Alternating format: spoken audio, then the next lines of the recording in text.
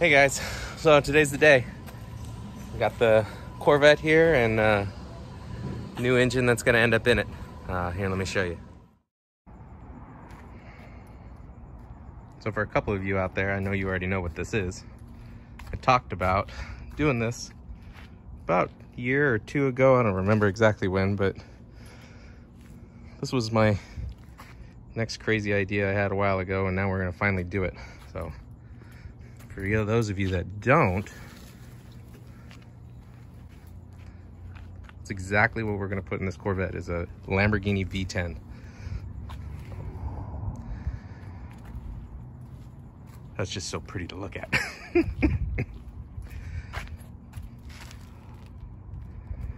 So this one is not going to be as easy as the Mustang was, though. We've already run into numerous issues on this. It's going to be drastically more challenging.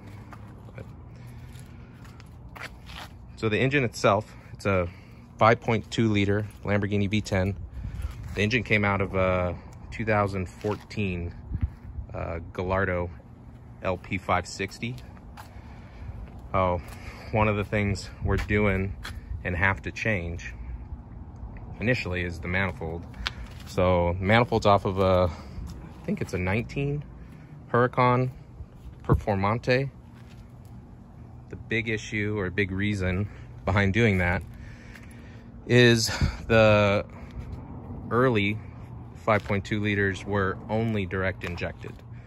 Now, the Huracans are port injection and direct injection.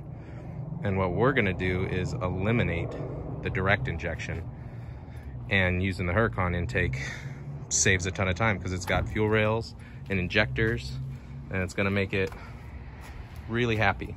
So we're gonna run some big injectors in this thing, probably run it on E85. We don't have any plans right now of doing any turbos or anything like that, but who knows? It could change. But a few interesting things with this motor is that right there. Well, if you don't know, Lamborghini's owned by Audi or VW or something like that.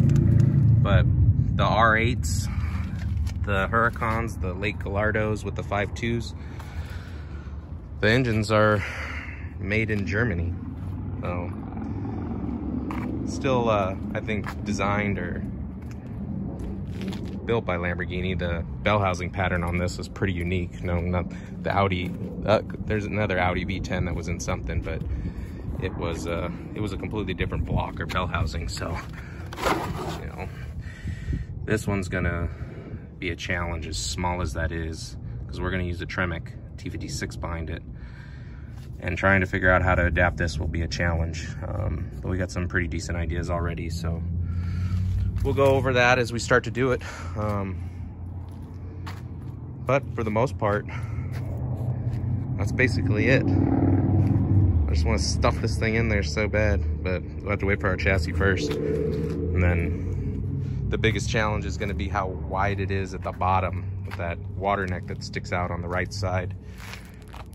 That's part of the front oil pump assembly that drives the water pump. That's probably going to get all cut up and remade from scratch, or having one made out of billet, something like that. But